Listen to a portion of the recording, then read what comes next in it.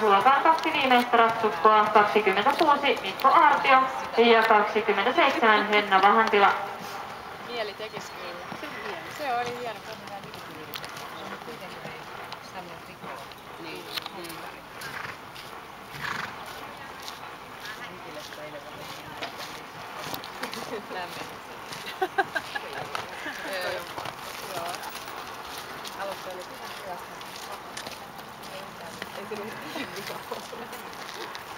hyvää hetä!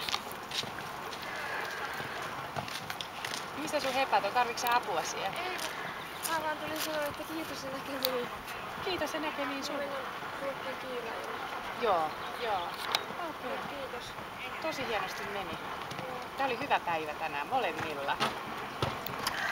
Täällä on kuitenkin nää esteet kunnon korkeassa. Mä en edes tiedä, onko se vähän matala.